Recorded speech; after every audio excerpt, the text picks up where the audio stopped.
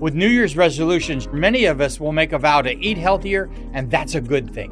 But what about our beloved pets and their nutrition? Greetings, naturopathic Dr. Dennis Black here, and I'm on a mission to provide better nutrition for cats and dogs because truthfully, all pet food is dead food, which is why we created Rough Greens and Meow Greens in the first place. We bring their food back to life with live vitamins, minerals, probiotics, enzymes, omega oils, antioxidants, and so much more. All in a tasty formula that your dog and cat will love. You can improve your pet's coat, digestion, energy, and have less vet bills. Let 2025 bring a new year and a new pet. Get a Jumpstart trial bag, normally $20. Get a 100% discount with promo code BESTFRIEND. You just cover the shipping. Go to roughgreens.com, use promo code BESTFRIEND. Bring your pet's food back to life with Rough Greens. So good, your pet will ask for it by name. Marketing is hard. But I'll tell you a little secret. It doesn't have to be. Let me point something out. You're listening to a podcast right now, and it's great. You love the host. You seek it out and download it. You listen to it while driving, working out, cooking, even going to the bathroom. Podcasts are a pretty close companion. And this is a podcast ad. Did I get your attention? You can reach great listeners like yourself with podcast advertising from Libsyn Ads. Choose from hundreds of top podcasts offering host endorsements, or run a pre-produced ad like this one across thousands of shows to reach your target audience and their favorite podcasts with Libsyn Ads. Go to libsynads.com, that's Libsyn, ads.com today. Back in the 80s, Quentin Tarantino and Roger Avary were budding filmmakers working together at a hip Los Angeles video store called Video Archives. We didn't have a cash register for 4 years. Yeah. Now, they're reuniting to watch the original tapes from the Video Archives collection. Films like Dark Star, Moonraker, and many more. The Video Archives podcast is out now. Find us on Spotify, Apple, or wherever you listen to podcasts. Hey, I can't believe we're doing this for the last time this season. No, it's cool. I know. Dearest fantasy readers, welcome to the Dear Fantasy Reader podcast, where two best friends, Hannah and Karen, travel through the pages of our favorite romantasy novels. Join us as we take flight into the world of the Empyrean series, diving deep into the chapters, exploring characters, scenes, theories, foreshadowing, and more, taking what we've learned from the second book, Iron Flame, to reread and re-experience the first. With that content warning and spoiler alert, we will be covering anything and everything Empyrean series to this date and any content Rebecca Yarros has given us. Also, due to the nature of these books, this podcast is rated R in content and in language. As Rebecca Yarros says, readers who may be sensitive to these elements, please take note and prepare to enter Basgiath War College. Surprise! Guys, this is actually our last Fourth Wing episode. That means that instead of just covering chapter 36 like we had said we were going to last week, we are actually going to be covering chapters 36 through 39. Wow. All here, all today. Which, fair warning, does make it a longer episode, but it will give us just a little more time to reread Iron Flame so that we can start working on our Onyx Storm preparation episodes, which I cannot wait to get my hands deep into. Same. We do have a few ideas for what those bonus episodes will look like in this, like, I don't even what we keep calling it like a miscellaneous season in between before our next like official season for Onyx Storm. We have a couple ideas for what those bonus episodes will look like, including an everything we know going into Onyx Storm episode and everything Rebecca Yarros has said in interviews about Onyx Storm episode, a theories episode, and of course, leaving room for bonus episodes if Rebecca throws any more big things our way. And I do suspect that she will release an Iron Flame Holiday Edition with bonus Xaden POV chapters. So, oh my gosh. It's things like that we will want to leave space for. The best place to get update notifications would be our new Instagram broadcast channel and our Discord server, since this mini season is going to be a bit less structured in the nature than this season has been. Right. And transparently, we are going to use this time to read some other books. We've been in the Empyrean world nonstop for months now. Possibly also have some authors on for interview Q&A style episodes. Wink, wink. Be on the lookout for an announcement soon. Just prefacing that Rebecca Yarros does not do podcast episodes. So it is not Rebecca Yarros. It would be other books / will be. Wink, wink, wink, wink, wink. Maybe collaborating with other book podcasts in the meantime. Who knows?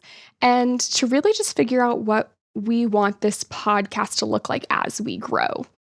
If you guys have any ideas or requests for episodes or even what you would like to see from our podcast in general, we more than welcome your thoughts, as always. Now, we are an independently funded podcast, which means that we are paying out of pocket for all operations. So we are looking at ways that can help us at least cover necessary expenses in order to continue the podcast. To be entirely honest, I hate with a passion talking about money, but I love working on this podcast. So we would really like to continue making it, and that just comes along with it. So we will be ironing out our Patreon, which does have a $3 base level to show support, and of course, higher levels with perks. So if you are enjoying our podcast so far and would like for it to continue, please consider checking out our Patreon. We will also be releasing merch here soon. And yes, if you're watching on YouTube or Spotify, I am wearing one of the samples that we were sent, and it is adorable. So cute. I'm obsessed. I'm obsessed. We will offer several variations of it, both in our pink, purple, and gold, like what I'm wearing, and more simple alternatives. But there are free ways to support us as well. Subscribing on podcast platforms, YouTube, and leaving reviews helps to push our pod out to more eyes, which opens up the opportunity for download revenue. Also, sharing this podcast with anyone you know or are trying to convince into reading Fourth Wing and loving it as much as we do. Also a perfect opportunity to support us. Echoing everything you said, we also have so many fun things coming up and that are in store for us and this podcast. And one of those is that Hannah and I are going to be at the Dance of the Dragon Con Veil of Scales Market this weekend. And we will be posting all about our experience over on Instagram and TikTok. So please follow along if you want to check that out. Also in our Discord, I'm sure you guys, you got the first peek at the merch in the Discord chat, wink, wink. Can we just take a moment to talk about how adorable the Dance of the Dragon Con Veil of Scales Market name is? It's so cute. So cute. I'm so excited. Oh my gosh. And one last and most important thing before we dive into our last Fourth Wing episode, Karen and I would like to thank each and every one of you for taking the time out of your lives to listen and support us as we yap so in depth about this book and the series. We truly just cannot say how much it means to both of us that you listen, send messages with your thoughts and theories, leave such kind and magical reviews, and just enjoy the content that we're creating. I will not cry. I'm just really, really excited to see how our pod and community will grow and evolve even more after this first season. And just thank you. Thank each of you for flying this journey with us. Yes, we would never have been able to continue on with this podcast without each and every one of you. And I also cannot wait to keep reading and discussing some of our favorite romantasy books with you guys. Again, thank you. Okay. Now time for our summary report of chapters 36 through 39 from our personal scribe informant, Karen. Now heads up, this is a long one because so much happens and it is 4 chapters of the end of the book. Ooh, buckle up.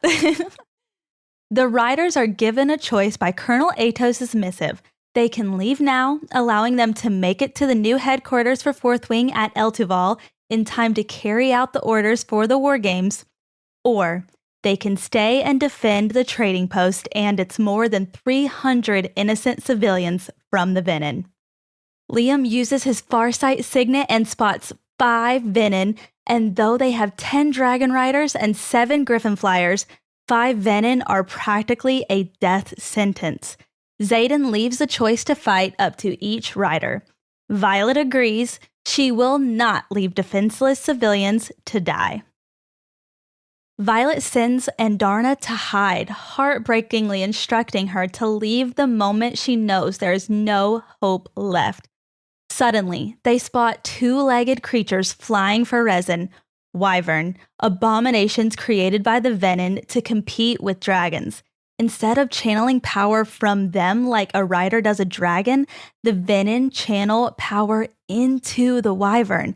The dragons have lost their air superiority. Violet and Taryn fly into action. They continue to fend off Wyvern as Xaden instructs her to cover Garrick and Bodhi so they can get the townspeople evacuated through a sealed mine. Violet summons lightning toward a Venin who snaps their attention to Violet before bringing down part of the mountainside.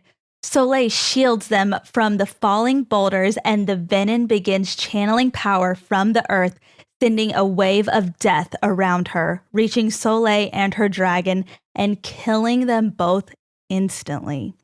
Violet is able to draw Wyvern out by wielding lightning but struggling to aim. She gets distracted out of fear for Xaden and doesn't see the Wyvern is about to take a bite out of Taryn's side before the gale savagely swoops in and saves him. Whew. Violet then spies Liam and Day flying hard and fast away from a Wyvern with a Venin rider. Violet and Taryn rush to help as Liam skillfully jumps off Day onto the Wyvern, slashing the Venin's throat. The Wyvern immediately dies and Day catches Liam. Just then, another Wyvern drops in from above, seconds away from killing Taryn before a flash of red collides into it. The collision sends Liam hurtling off Day's back and onto the base of Taryn's neck as Violet grabs hold of him. Liam, barely hanging on, explains that Violet saved his life, so now he has saved hers, and that they are friends. Oh gosh, don't cry. Ooh. Day is still locked in a horrified and tangled dive with the Wyvern, and Violet can't do anything to help without killing Day too. There is nothing Violet can do but watch as Taryn does his best to get the Wyvern to let go as Liam screams for Day, trying to touch him one last time. The Wyvern is relentless, holding Day in a death grip as they crash into the hillside. And Liam, Taryn, and Andarna all cry out. A dragon without its rider is a tragedy. A rider without their dragon is dead. Oh my gosh. Ooh. Liked myself. Okay. Oh my god. Though even the description, and that's like just summary. Oh my so gosh. much worse in the book. Okay. Violet struggles to get Liam over to Day so he can be with him in the last few minutes he has left, but they can't physically make it. Violet begins to beg Liam to stay alive. He tells her that she has to take care of his sister Sloane when she enters the Rider's Quadrant. Violet promises that she will, and Liam tells her to hear Xaden out. She thanks him for being her shadow, her friend. And we get what is the best and absolute worst line from the whole book. It's been my honor. Wait, no. We got to do it justice. It's been my honor. Oh, I'm just trying to make it through.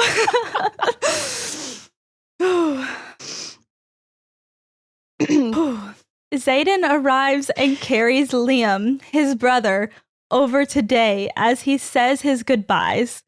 Xaden's shadows whip out in menace and sorrow as his soundless, soul-wrenching scream filled Violet's head.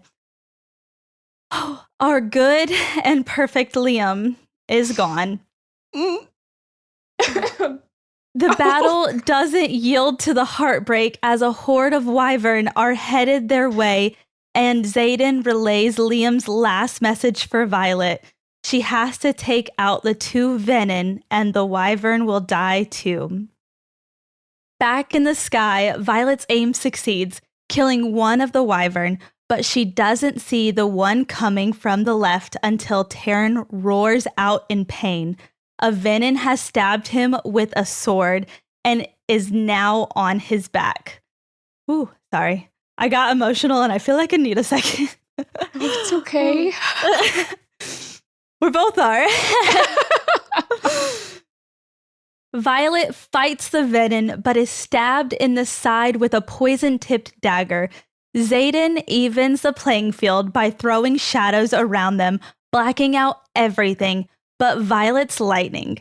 Violet kills the venin with her alloy-hilted dagger, and the three wyvern die, just like Liam said.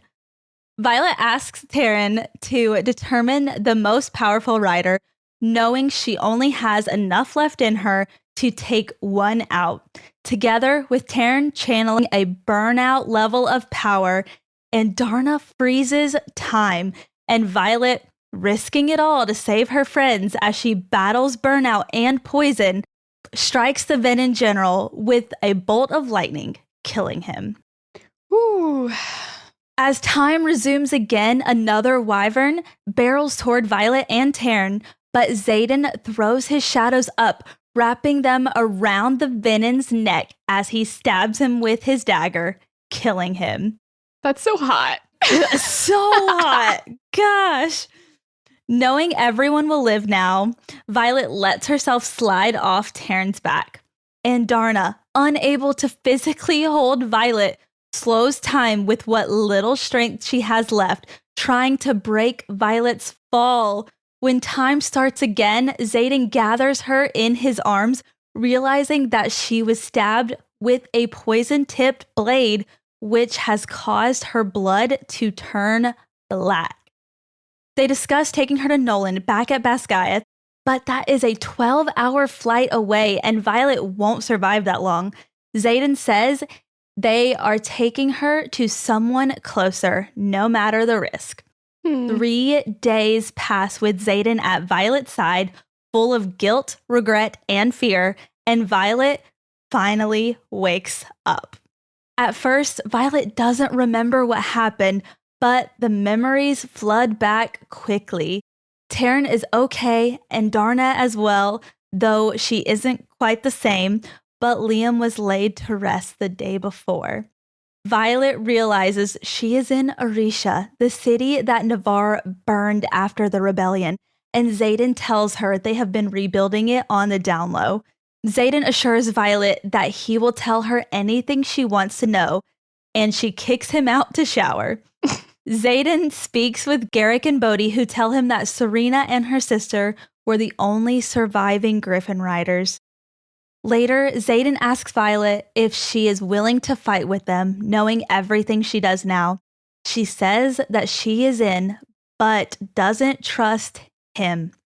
Xaden finally admits that he fell for her, and that while she might not trust him, he knows that she still loves him, and he will spend every day of his life earning back her trust. Suddenly, there's a knock at the door, and her brother, Brennan, who she thought was dead, welcomes her to the revolution. Cliffhanger! Oh part of our decision initially to just cover chapter 36 was like, how do you talk about Liam's death and then keep moving? Yeah. But the reality was that that's what Violet had to do. right? Like that's even you were like, how am I pause, I need a second. How am I supposed to say? But Violet does, right? Like it happens and then bam, she's still in battle, which is super symbolic, right? Right. Even trying to get through the summary, I can't. No, but my tears weren't as bad at the end as they were during that part. So progress. No, I was holding it together until I looked at you and then I was like, oh gosh. Sorry. I was trying so hard not to. I thought I would at least make it like to when we actually talked about it, but nope. Right. Nope. Watching you describe it. Oh, okay. Drum roll, Dragon Riders, as we are officially talking about the chaos that is the last 4 chapters of this book. Diving right into our analysis and discussion section. Let's start with how Colonel Atos has given them a proposition in his missive. Xaden is the wing leader, and as part of the final War Games event, he's supposed to command each part of his wing from a new location, Eltval. So, all sections of his wing are in position waiting for direction from Xaden. But there are Venin that have been lured to Resin by Atos, who are attacking innocent civilians. So, Xaden and his hand-selected squad must choose between leaving and fulfilling their duty in the name of loyalty as a wing leader. That's nuts. Or helping more than 300 innocent civilians right in front of them. It's a horrific test of loyalty that I am so glad that they failed. Same. I don't think any of them would have been able to live with themselves if they had just left all of those innocent people to die. But what a horrible position to put these kids in, essentially. And we don't say kids condescendingly, right? Like early 20s. Like I keep saying 25, 26. I still feel like I'm a kid. That is not a situation that people who are still like in training, right, should be forced to. But then again, like they were reprimanded and almost executed for their parents' sins, right? So, whatever. So, Navarre doesn't have a great track record at all with considering that to begin with.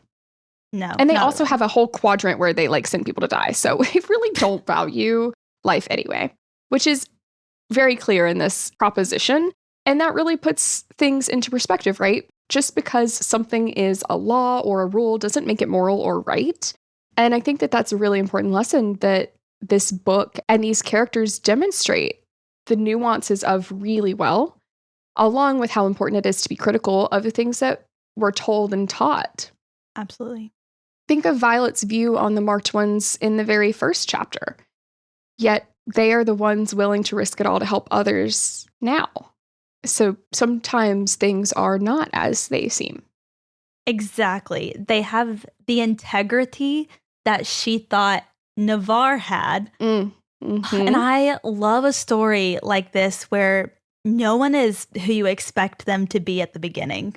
Oh, yeah. Well, especially since Colonel Atos was the one way back when showing Violet some level of kindness or understanding, maybe sympathy for when her mom was being harsh to her. Yet, out of the two of them, he was the actual villain. Oh, good point. Interesting to think about, huh? Yeah. Even though she's still very much so morally gray. I can't really consider her not necessarily a villain, but well, I think she's also a villain too. Like, what is that called? A Freudian slip? Yeah. She's a Venin villain. But not really, Atos is clearly that for this book aside of our Venin villains. That's a tongue twister. And this is when we really see Papa Sorrengail's efforts to prepare Violet as best he can realized, though I am sure he never expected Violet to be face-to-face with them because he didn't expect her to be in the Rider's Quadrant, right? Yeah. But she is somewhat equipped to handle this more than the rest of them because she had insights from the Book of the Fables that he read her as a child, and he left that letter in, so she knows about the Wyvern. Oh my gosh, it would have been such an even more unwelcome surprise for everyone had she not known. Like, though Xaden is right later when he says that she could have prepared them all before this had he just told her about the venom. Right? I think he actually had some nice self-awareness in his last chapter, which I'm excited to cover. I would like to talk about the Venom Wyvern thing. I find it so intriguing that their dynamic is opposite rider-dragon. Yeah. So a dragon dies and a rider dies with them, but for Venom, they are the source of the power, so the Wyvern die, the Venom die, and not the other way around, which, of course, the main difference that we know of is that dragons don't create riders. So I think it's really cool that we see that contrast in the magic system and that it was pointed out directly by Tarn, which only feels like really cruel foreshadowing just pages before we see perfectly fine and healthy Liam die because his dragon did, which is awful. Ignoring that part. I also love the way that this is set up because with so many Wyvern, they're extremely outnumbered. So killing the creator helps them have some sort of fighting chance. Right. Well, and we talked about this a bit last episode, but these kids, essentially, like Violet has 1 year of training and they haven't slept and she can't aim. So they needed some sort of evening the playing field. Let's talk about Sigale. I know Violet just blows past this entire part of the scene, but I love it. Her telling Violet, quote, "I knew you'd make the right choice." And, quote, "You're a far cry from the trembling girl who stood in the courtyard and tried to mask her fear after parapet. I approve." That was so meaningful to me. And while Violet wasn't fazed by it at all, it's huge for Sigale to say that. And it made me so happy. We don't get a lot of Sigale. We know she's ruthless. But that was such a big moment for her character. Right. It made me so happy too. And it's such a big deal because Sigale's talking directly to Violet. Right. Super rare honor. And she's giving her approval because of how much she has grown in all aspects since first coming to Basgiath. And that she approves of her for Xaden. And even more importantly, she approves and thinks she's good enough for her mate. Oh, that right there. Okay, well, that made me Hannah's going to be crying this whole episode. It's so good. On my first read, I was like, I approve would be Xaden. But then you think about, she knows her mate is tied to this trembling girl. That's got to be terrifying. And so now she's like, that's the strength that he saw in you. He was right. That level of sentiment from her just speaks volumes. And again, giving Violet a little bit of credit for her reaction here. She's had a hell of a last few hours. Oh my gosh. Literally no one or anything took it easy on Violet here. No. And it's been hit after hit after hit. After hit. Yes, exactly. They keep coming.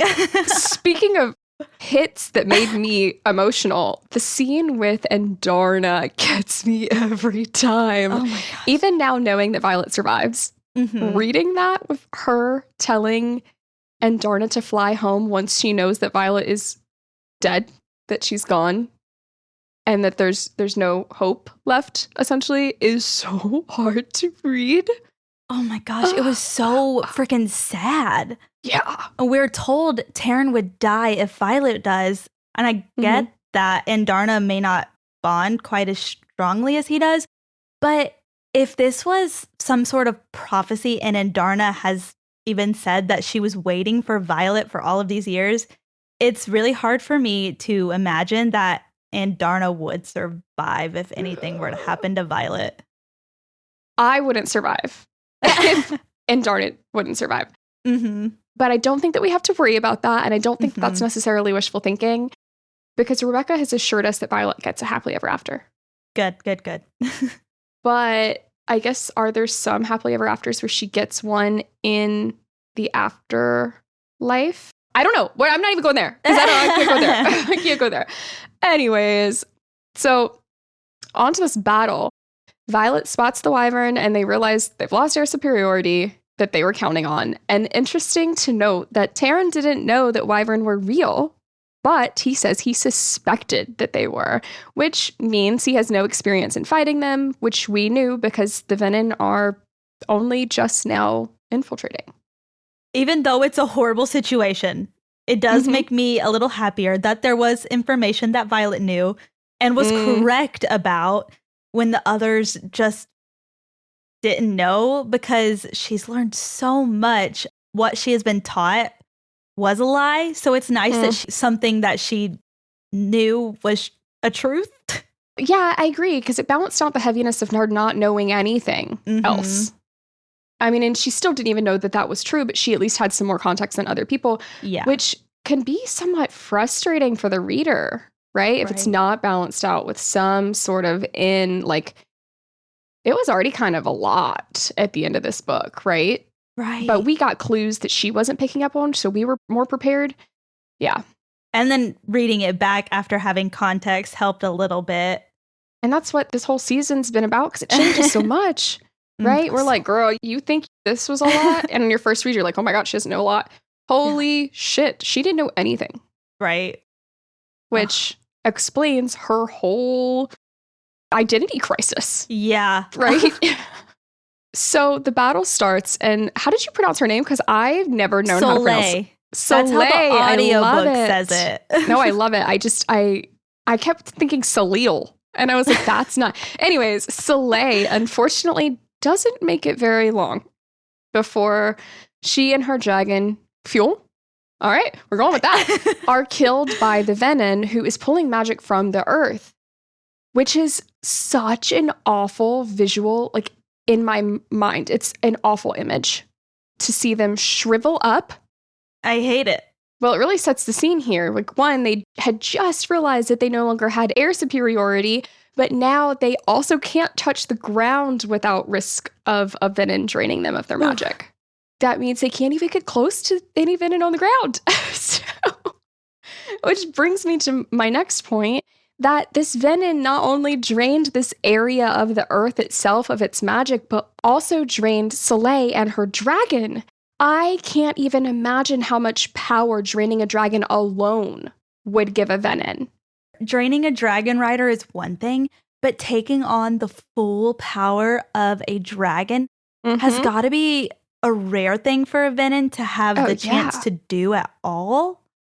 And that is a scary amount of power for them to harness. Right. And connecting this to the Onyx Storm excerpt that we just got, Violet explains that there were no survivors in the infirmary because the Venin were feeding off of them. This is what she must have meant, where the Venin were draining the injured riders who couldn't defend themselves of their magic to fuel their own, allowing them to survive under the wards. Something one of our listeners pointed out, the wards were supposed to be back up at the end of Iron Flame, but in the excerpt, the Venin seemed like they were wielding just fine.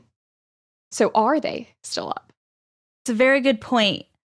But we don't know when the excerpt takes place. We did try to kind of guess because of the weather, who was around and like with other context clues, but it could be that so much has happened since the end of Iron Flame and the wards may have failed again, possibly. Yeah, that's true. But I saw a social media clip of Fantasy Fangirls saying that Xaden's part, like his entrance, felt like his first introduction on the page in Onyx Storm. And I think that that was the perfect way to explain the vibe that I was getting about like that they seemed distant. Yeah. And the way she was saying about it, she was also in the excerpt giving us a lot of like reminding us how her shields, explanation, like a refresh of sorts in the narration. So I do think it's early on. Yeah. It just that words thing, like it could just be they're super weak. Yeah. Back to this set of chapters. I really enjoyed seeing Violet, and enjoy every time it happens, Violet and Taran's bond dynamic play out in battle scenes where she doesn't even have to finish her thought and he is already on top of whatever plan she has in mind. I cannot wait because I think that that will only get better the more that she trains and the longer that they're bonded, which brings me to my other thought. On my first read, I was slightly underwhelmed, quite a bit anxious, which I think I stand by that part, the anxious part, not underwhelmed at all. But I'm a tad bit frustrated with how little Violet was actually able to do in the battle because she couldn't aim. Right. Now, this was likely because in other books that I've read, they've had a much faster training progression with their magical abilities. So I just wasn't expecting it to be such a slow burn, if you will, for her abilities. But Rebecca is doing something there. She's pointing out that, yes, this is a magical world, but these characters are literally early 20s. Violet hasn't even graduated her first year, and they're facing enemies so powerful and dangerous that an entire country created centuries worth of lies to hide from them behind the safety of their wards. And a handful of students are facing at least 5 of them. And Violet only just found out that they were real like 30 seconds ago. And none of them have slept for over 24 hours. I like how you and I have to always harp on the sleep because neither one of us can function without sleep. No, I can't. I didn't catch that on my first read. And I feel like that's why I keep mentioning it. I'm like, guys, this is really perspective shifting. Anyways. Oh, yeah. I also like that she is gradually getting stronger and better rather than it being instantaneous. She's been training for less than a year and also definitely not training for this outside of Taryn's flight maneuvers. It would have definitely been more helpful if she was better at aiming, but possibly less satisfying if she was just suddenly super great at it, I think. Well, and if we actually think it's less than a year, because Threshing's in October, but doesn't she near her 6-month mark from October to where she doesn't realize that she has manifested her signet? So what is that? October, that's 4 months? Yeah, she has not been doing this long. No. And she didn't train to be a writer to begin with. So yeah, she might have had 10 months of hand-to-hand training, which, by the way, didn't really mean anything until Xaden started training her. Right. Which is much less than 10 months. So yeah, I get it now. It makes a lot of sense. And for specifically a 5-book series, it makes a lot of sense. But I didn't know that it was going to be 5 books when I first started it. So I do think that that's important to keep in mind. If you're trying to convince someone to read Fourth Wing for the first time, you got to give it some time. There's a lot of this world to explain, to experience. And because it's 5 books, we do have to throw in some relationship miscommunication issues because you got to have a story. 5 books worth of a story, right? So I'm also wondering if part of her not great aim is that her signet is actually pure power. Since it's just manifesting as lightning right now, maybe it's too powerful to be contained, extremely accurate in lightning strikes. I'm very interested to learn more about how her signet is actually pure power and not just lightning. Hopefully an Onyx Storm. Right. Well, I think because it was set up so much to emphasize that in Iron Flame, we will get it in Onyx Storm, but it's a good point. And I just want to make sure, in case our verbiage on Violet's true signet is getting lost in translation, to refresh on this. My understanding is that Violet is the one subconsciously choosing lightning as the way to use her power. She is just limiting herself right now because she only thinks of lightning, but she will be able to do lightning and more the more she learns about it as it's set up right now. Oh, do you think? Yes, Karen. Yes. I raised very my intrigued. Do you think that is something many writers are doing, not realizing what their full power and signet could be and are limiting themselves? There's 2 parts to that. One, we know signets evolve. We know they for the most part, Rebecca has made sure to say every signet and the way it functions is different. They don't go by the same rules. So I think that that's her giving herself an out to not have this sort of switch up. We've talked about how Rhiannon who can bring things to her? Can she bring herself somewhere later? Does that get into transporting, distance wielding territory? Because we can clearly see that there's a difference in even Xaden's. He thinks his signet is intentions, but then he learns that he will learn based on what Rebecca has told us that he can actually fully read thoughts. Mm-hmm. He just doesn't know what to call it. So there's definitely a level of that going on. Right. And we could definitely see other signets kind of not just evolve. I think that's one thing, but transform into something they understand better, which is maybe a different signet than they originally thought. Or with Violet being pure power, it really depends on the limitations that Rebecca sets with that. Because if you are a pure power signet, is it energy related specific pure power? Or could Violet actually be like a mirror of other powers and shift it? Like, can she start teleporting? Can she start? I don't think that that's the direction it's going to go, because that makes her very overpowered. And I know that Rebecca's mentioned not wanting an overpowered heroine, but if you're pure power and it's just, it's kind of up in the air right now. Like, there's another book that I've read where the power is lightning, but also electricity. Is it kind of like energy fields? I've told you about my theory that Violet can sense energy shifts in a room or sense magic. She's a big sensitivity to that, which we'll come back to in our foreshadowing and theory section. Rebecca has a lot of room she has to options. be creative here. Yes. And I'm really intrigued to see which direction she goes with it. Because right now we've got enough that could lead to any of them. We only know so much right now. But to your point earlier about why Violet can't aim, Felix says to her in Iron Flame, quote, "Your lack of aim, of control, it's not your fault. It's Cars," as in Professor Cars. Then he says, quote, "You wield pure power that takes the form of lightning because that's what you're most comfortable shaping it as," end quote. So you're partially right there. It's too much for Violet to control because she hasn't learned how yet. She doesn't even know what it is to learn how yet. Right. But eventually she will be able to. I can't wait to see how powerful she becomes when she learns this. Yes, exactly. Now let's talk about my favorite scene this week. I know you guys were waiting for me to say it. Here it is. It's when Violet gets distracted by Xaden being in danger and almost gets Taryn hurt before Sigale rips half of a wyvern to shreds midair and slams the other half with her dagger tail.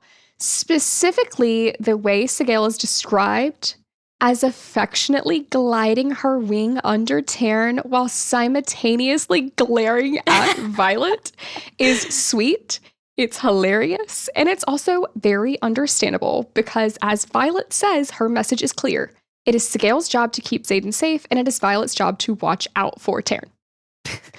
I love that we get to see how, and hopefully we'll get to more, how the very complicated dynamic between the four of them and their complex bond thing they've got going on plays out in battle. It's really cool. It's so cool. I want more of it always. And Sigale's like, "Girly, I will protect your man. You quit getting distracted and putting my man in danger." Right. I like that she communicates with Violet not only through her pointed glares, but also by actually talking to her through the bond, because you're right. It's so cool. And can't wait to see more of it. You know, it's especially complex with Sigale's feelings and whatever those could be, because we don't get a lot of Sigale. Yeah. So I think that's going to change in Onyx Storm. I think we're going to see her be a lot more opinionated, a lot more vocal, or opposite. But how much less vocal can she get than she kind of already is now on page for us? So if she's not there. Ooh, no, don't go there, because I can't. There's no way she unbonded. There is a way. Or if they're just not around. That's true. Though he's clearly stationed at Biscay. If Violet is actually staying there for school, then we won't get them separated immediately. But you're right. Yeah. What is so not cool, though, was literally the rest of this chapter. Yeah. Guys, I don't even want to talk about the whole Liam thing. It's too painful. But up until this point, in my first read, I kept thinking, as long as Liam doesn't die, as long as Liam doesn't die. So that turned out really well for me. The rest of this chapter, not fun at all. And No. Rebecca definitely knew how to make us fall in love with and root for Liam throughout the book so far. And in these upcoming scenes, we're seeing how talented and badass he was. And you just think it's impossible for him not to survive. Yeah, I was pretty convinced, but it makes sense. There was nothing he could do. Let's talk about the first Liam fight scene, because it's important. He has a brave and impressive moment when he and Day are so in sync as Day uses his tail to launch Liam onto the back of a wyvern, again showing exactly what you were just saying, how talented and badass he is. The best. Where he then slits the throat of a venom, the one with the staff. That seems important. Oh. The one with the staff would be the Maven. Yeah. Whoa, epiphany mid-podcast. That's so fun. Okay. Which, of course, him slitting the throat of this venom kills the wyvern as well. And this right here, Liam doing this and the wyvern that he is standing on falling as he had just killed the venom is how Liam figured out that they need to target the venom to take all of the wyvern out. I'd come across some comments of people being confused about how Liam knew, thinking maybe Liam was more in the know than he let on before this fight. But no, he found out mid-fight right here. Right.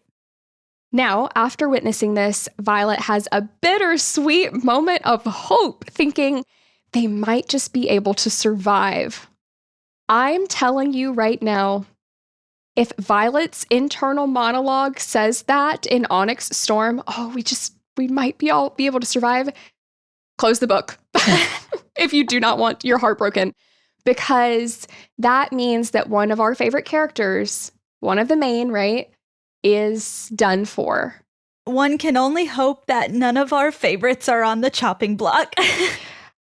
Unfortunately, Rebecca has made it crystal clear that all of our favorites are on the chopping block. She has specifically said that we will not see a battle where someone doesn't die. So I'm just throwing that really not fun nugget of information out. This is so I'm my sorry. exit.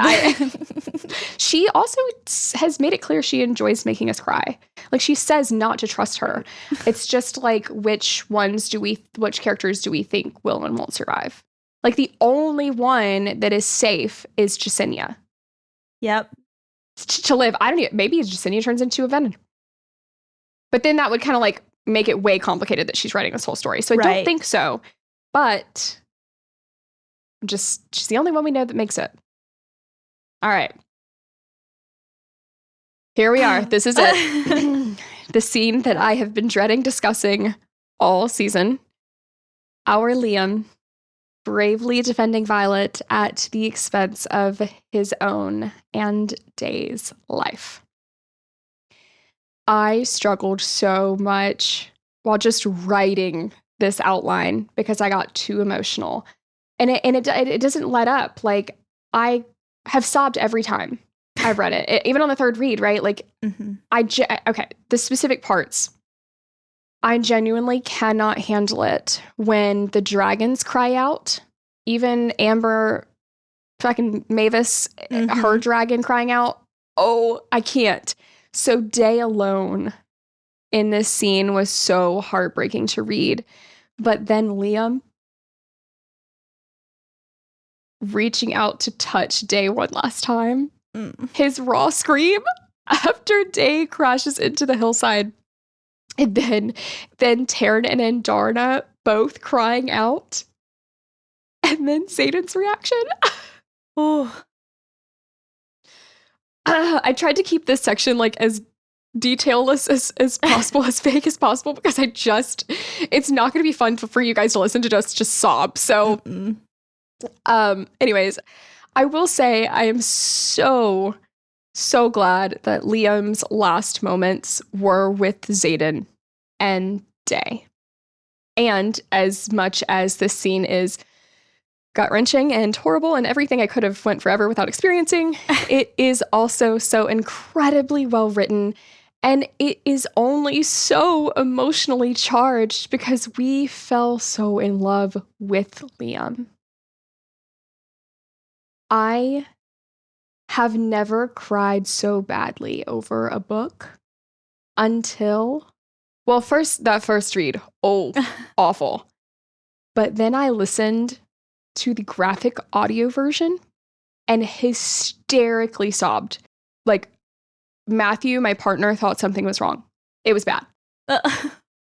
And I've been thinking about it through this read even more, that there's a sentiment, and it's kind of cheesy, but it really puts into words like how I feel about it. The quote, "It is better to have loved and lost than to have never loved at all." I usually agree with the sentiment until it's about Liam. Oh. Honestly, I don't think I had cried this hard over a book since I read Bridge to Terabithia in the 5th grade. And I can't even imagine the graphic audio of this scene, and I don't know that I could handle it. So, no, there's like, they also have like battle sounds and screams in the background. And it's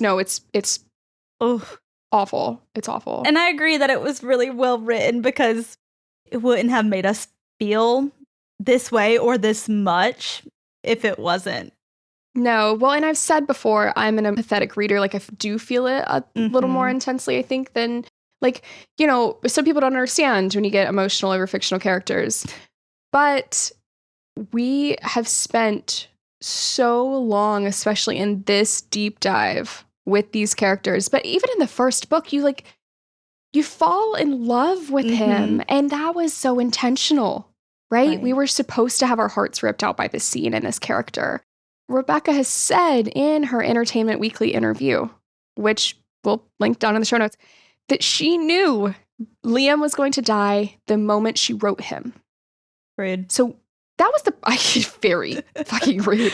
That was the point. And like, for a book to evoke that much emotion, like, I don't think it's a negative thing. I think it means that it was, whether people think it's well written grammatically or whatever, like, if it made me feel like that, which is deeper than like my average, back to my whole point about being an empathetic reader, that is incredible to me.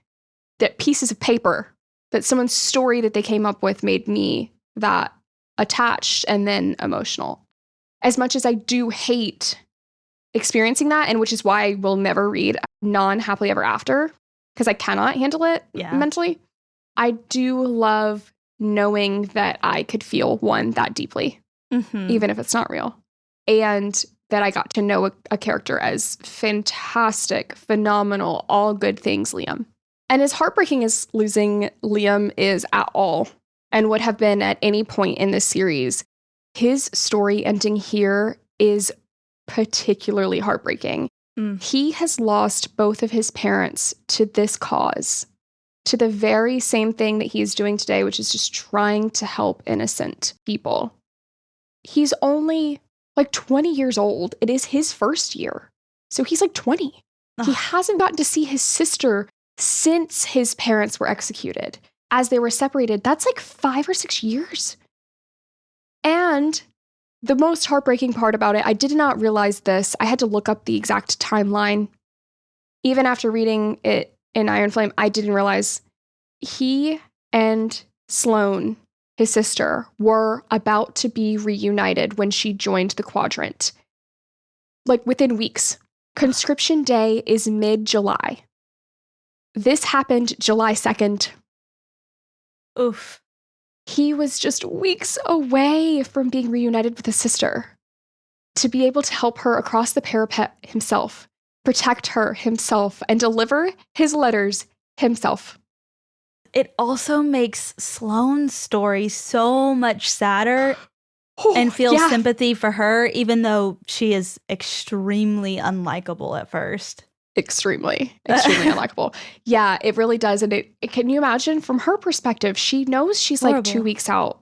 And then she finds out, like, I can't imagine like a week before. She's supposed to go join the Quadrant where she's thinking her brother, one, she's going to get to see him again, and two, he's going to be able to protect her.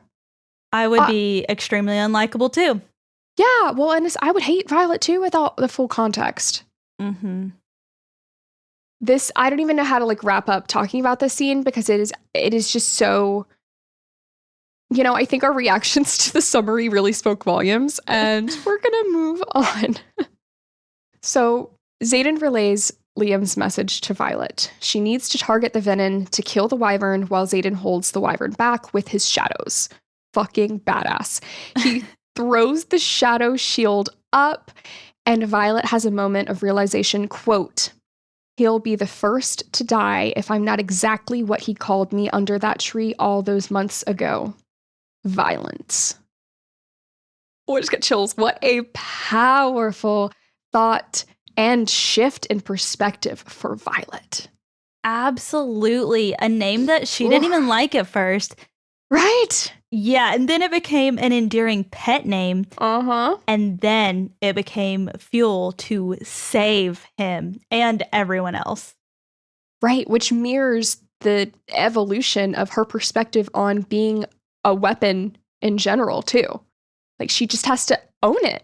With the difference being, she's not being used by anyone, and she gets to decide to be violent. Right, she gets to decide. That's, oh, yes, it's so powerful. So with that, she takes all of her rage and desire for revenge for her friend and in the name of protecting the rest of them, into the air, completely in sync with Taryn, striking a wyvern down with a bolt of lightning on her very first try. Her signet is so connected to her emotions. Before she feels Taryn's roar of pain from the same venom that killed Soleil, stabbing him with her sword between the scales, which I was so scared. I was so scared, especially because that's the cliffhanger between the chapters. Anyways, so this venom is holding green-tipped daggers, which we now know to be poison, and is so fast that Violet says it's like she knows Violet's next move before she makes it, adapting to her fighting style. This paints such a vivid picture in my mind and also really stressed me out. Right. I was imagining being Violet in this moment and trying to fight for not just your life, but the lives of your friends and countless innocent people. Right. And the creature is one step ahead of you almost.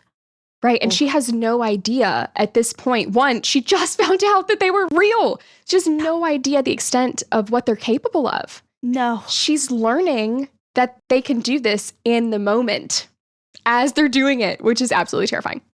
Scary, terrifying, frustrating, all of it. It does not stop. This whole stretch of chapters just bam, bam, bam. We do have to talk about what the venom says after she stabs Violet. Quote, "Such untapped power. No wonder we were called here. You could command the sky to surrender all its power, and I bet you don't know what to do with it, do you? Riders never do. I'm going to split you open and see where all that astonishing lightning comes from. Or maybe I'll let him do it. You'll wish for death if I hand you over to my sage." Quite a few things to unpack in here, okay? I first want to note that the "no wonder we were called here" is super suspicious because it's almost like the venom is saying that they sensed Violet's power and that that's what lured them to Resin. But we now know that Atos left an actual lure, the iron box thing, as it's referenced in Iron Flame. So that's confusing, right? Because I don't understand what else that wording could mean. There's also the fact that, like... I don't like that. Right. There's also the part about you could command the whole sky to surrender its power. I bet you don't even know what to do with it. Then I'm like, oh, they kind of maybe know she's not just a lightning wielder. Like she's different. Ooh. But the riders never do is like, oh, that's not specific to Violet. Mm-hmm. Right? Right. And then the split you open and see where all that astonishing lightning comes from. that seems like more than just I'm going to stab you and you're going to die. Yeah. That seems like there's something special about you and I'm going to find out what it is. So it is just a suspicious paragraph. Right. Yeah. But I also want to talk about the sage that this Venin references. It's important to remember because the references of sage throughout both books is getting confusing because Violet for a long time doesn't know what the differences are between a maven and a sage. So there are several sage, plural, in the series so far. It is interesting that the next time a Venin threatens to take her to their sage in chapter 42 of Ironflame, they say the exact same thing about how she will wish for death. So that seems quite important. Why does it mirror exactly? It's like one thing to be like, oh, like he's cruel, but like word for word. And Violet even says, heard that before from the last one I killed or something like that. He also says to her, it's you, the one who commands the sky, which is very similar to the same thing that this Venin just said. And in the Ironflame Venin altercation, that Venin implies that there are multiple sage by asking which sage that Violet's referencing. So there are multiple sage and way too many parallels here. But let's talk about their ranking system because we got that information. It's a little bit, but it's enough from Ironflame's chapter 47 epigraph that sages, sage, I think is a plural in itself, are distinguished from initiates and asims, and that their eyes are permanently red and their veins perpetually distend toward their temples. Okay, that is the descriptor that we're given. And then we're told that they don't know much in the same epigraph about Maven because they've never studied one before. Okay, so there's no like written out distinction. But if we think back to the Onyx Storm excerpt, the silver-haired Venin is at least a sage because she has the distended, veins, but could also be a maven, the highest ranking. Again, because we don't have a lot of information about that. Trying to tease out the connection between which sage is which and are they a sage, specific to this scene, based on callbacks to Resin and Violet's thoughts in Ironflame. The sage this initiate is referring to is the same sage that escapes Resin, that Garrick tells Xaden escapes, that haunts both Xaden and Violet's nightmares in Ironflame, that tries to attack in chapter 56 of Ironflame as Violet is about to raise the wards in time, so he retreats. This is in Orisha. The same one that gets Xaden to turn Venin, and the same one that Xaden kills. That Venin is here, and it's the same sage. But when Xaden calls him a sage at the end of Ironflame, that Venin corrects him and tells him he's a general. Like scoffs at him. He is a general, which according to that same epigraph before about the ranking system, that makes him a maven. Now, because this initiate here in Fourth Wing calls him a sage specifically, that makes me think that he was a sage at this point, and he was promoted between this point and the end of Ironflame. It is the only thing that works for continuity. Again, this is super confusing because it's like this word sage is thrown out so much. But that lends the question of what this Venin did in between that time to become the highest rank, to get like promoted essentially. Like maybe he did something huge that then like conveniently between this time got him promoted, or he replaced a maven that was killed. Now, these were my initial thoughts about who the maven is, but we're going to circle back to that staff thing after we have this first conversation. So I think I'm still leaning this way, but the staff is sus. In this fight scene, Tarn does specifically say, a general can recognize another general, and that's their leader. Again, implies a maven. There are two Venin left in front of Tarn and Violet in this scene, and Violet is asking Taryn to determine the more powerful one for her to target. He picks the one with red veins across his temples, so that checks out with that epigraph, and down his cheeks. Oh. Which seems to be a distinctive difference, possibly between a sage and a maven. And that's the one that Violet kills. That was so much. Yeah, it is. Well, and here's where it's complicated, because now the staff comment makes me feel like that was the maven, because only one of them had a staff, according to Liam. So maybe that's not the case. Maybe I don't know. Maybe it was just Venin longer. But regardless, yeah, I do think it is a situation where the maven was killed in Resin at this battle. And then that's why the other sage was promoted to maven. Yeah, I think that definitely makes sense that the sage would have been promoted because of the death of the previous general / maven. And the Venin hierarchy is extremely intriguing because at first you just sort of think that they become a Venin, but then you find out that they are somehow organizing so much that they have like a structured hierarchy. Yeah, they are so much more organized than I expected. And it makes me wonder how they even find the initiates who turn without knowing.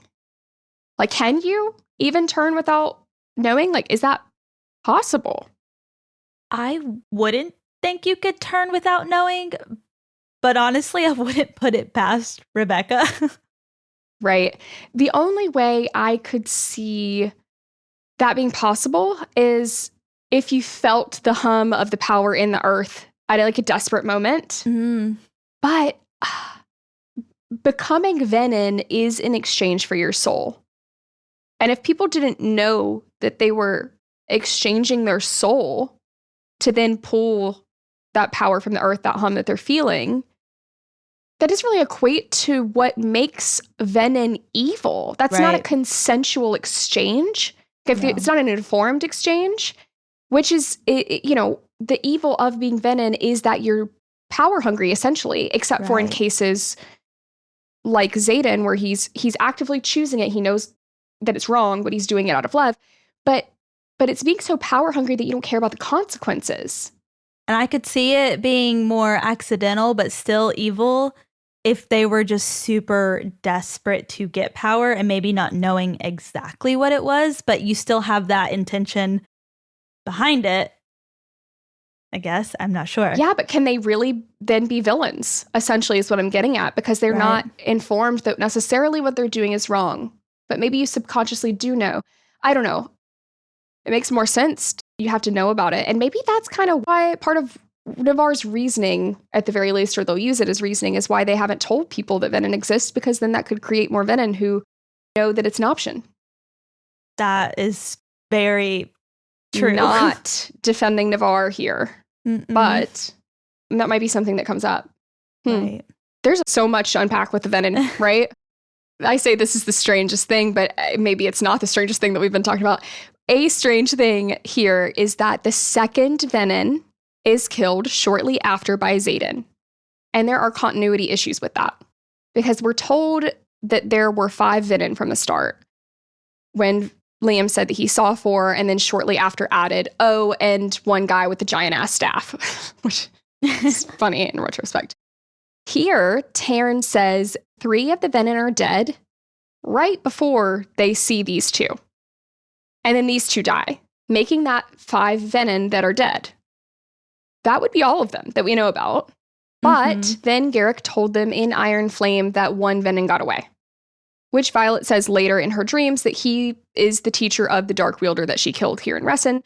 That's actually 6 Venin total. Right. Rebecca could have made a mistake because she wrote this book in such a short amount of time. Yeah, well, and also maybe a Venin showed up. Right, I was going to say, maybe we just weren't told about. It's just weird, because why not just put that there were those 6? I don't know. It was just interesting, because it also switched between them referencing it as 4 at one point. I'm gonna chalk it up to They just showed up. But let's talk about how Violet is able to kill this leader Venom, taking on all of Terran's power to the point near burnout and letting Andarna share her gift of time manipulation to slow down so she can pinpoint her aim, directly striking the Venom with her lightning, thinking, I am focused on vengeance with a coldness that would make even my mother proud. Oh. Violet is such a badass. Such a badass. Obviously, with the help of her dragons. Right. But it's not only the power she's wielded that makes her a badass, it's that she was willing to risk it all to avenge Liam's death.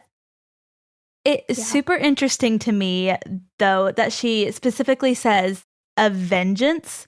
And I feel like this is a bit of an insight into Lilith's mindset after Brennan was killed, or so she thought. Oh, I like that. That just made me realize that this whole domino effect of Lilith capturing and executing Xaden's dad was because she thought that he killed Brennan. But he didn't. Nope. So I wonder if things would have gone differently had she known that Brennan didn't actually die here. Or at least, I don't think that she would have been the one to capture and kill him. Capture or kill Fen Ryerson. Yeah, because it's probably a matter of like, the rebellion didn't really have a chance back then. But that really did set the whole stage for all of this. Yeah. He would have died either way, but right. Would she have been the one to? Well, and none of the rest would have really played out this way, because if she wasn't the one that killed him, then Xaden wouldn't have been enemies to lovers. Which actually makes a ton of sense, because if we think about character building, right? Like, she had to have a reason for them to be enemies to lovers that was like somewhat forgivable. We could see the evolution that would all piece together. So it makes a lot of sense, but it is cool and fascinating to think about. Anyways. So Violet falls off of Terran as she has been stabbed with a poison-tipped blade and just burnt out, essentially, on Terran's power.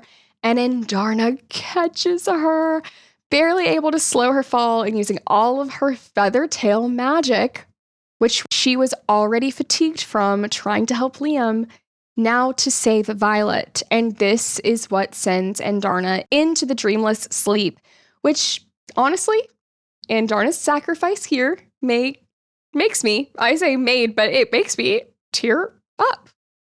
Absolutely.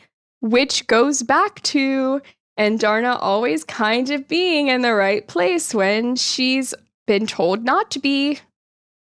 Always at the right place at the right time, and just in the nick of time. Wouldn't it be so interesting if, like, Andarna had some sort of premonition ability? Anyways. I mean, that's an interesting thought that we've never, ever thought about before. I feel like we've said that the last 3 or 4 times we've mentioned this theory. Guys, we're convinced. Makes sense. It does. So Violet is in and out of consciousness, and Xaden insists that she won't survive a trip to Biscayeth because this is bad. Her freaking blood is turning black. That they have to take her to him, which we now know is Brennan, her mender of a dead brother. Dead brother. Him! It was so ominous, and now we know that's because of who the him was. And most of the others were so unsure about taking her to Brennan. At first, I wondered if they were just unsure about taking her to Brennan specifically.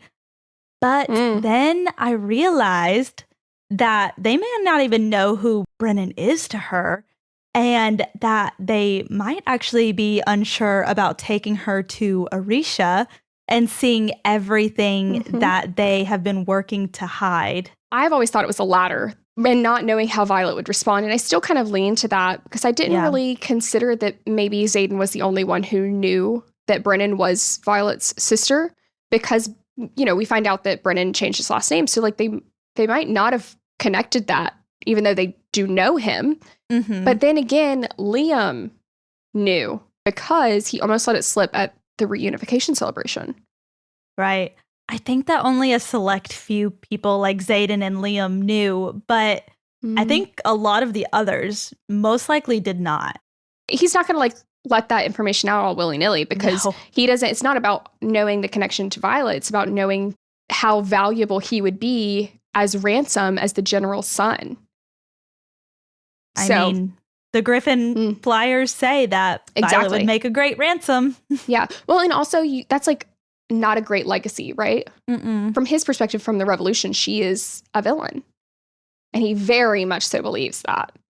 So he doesn't have much patience for her or empathy for her in Iron Flame, which I get it, because technically when I think he's all but says it if he doesn't say it directly, but after he survives and finds out like all the bad that Navarre is doing, he knows that she essentially sacrificed him fighting for like the wrong side, the wrong cause. Oh, right. Okay, so this is next topic, but I do logistically wonder how they were able to fly Violet over to Orisha from Resin. It's not a super far flight if you look at the book map, but she can't just sit up in her saddle unconscious like this. And I choose to go with the Xaden POV fanfic by Belle Beebe, which we'll link in the show notes, that Terran let Xaden ride on his back holding Violet during the flight. Because one, that logistically makes the most sense. And two, it's so powerful to think about when no dragon, especially Terran, allows other riders to touch them, much less ride them. It's a great logistical question. Yeah. I do think that makes the most sense, though. But if that is the case, it shows how much Terran cares for Violet and wants her to be okay, that he would be willing to allow Xaden to ride on him for Violet, especially since he basically told Xaden that he would cook him alive if he fails to get Violet healed. Yeah, well, and I mean, Terran was pissed. Oh, yeah. And rightfully so. And his priority was her surviving. And also, Terran can fly the fastest out of all of those dragons. Even Scale, like Scale tails him. So I think he absolutely would let Xaden ride holding her if it meant saving her. Yeah, if her life is on the line, which it saving is. Like, all of them. Well, for saving all of them, right? But you're right. No, you're right, because the bond. No. Yeah, the bond. Yeah. So, and it is interesting because, like you said, he told Xaden he was going to cook him alive. But like, one, Xaden had enough motivation for his own life and he loves her. So Terran was just like tripling it down. He said, before you have the chance to die, I'm going to make it painful. Yeah. God, I love Terran. Now, before we discuss the last chapter of Fourth Wing, I have pulled some insights from our Rebecca Yarros archives to share. In her Entertainment Weekly interview, Rebecca said that the last chapter of Fourth Wing was supposed to be Violet's point of view when she originally wrote it.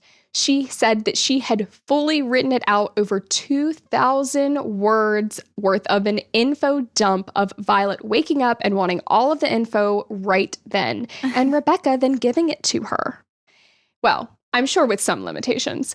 So Rebecca said that she had the idea of giving the last chapter to us in Xaden's POV so that we could see that he does love Violet, even though he hasn't said it, and that he isn't this giant, awful asshole that we could perceive without further context.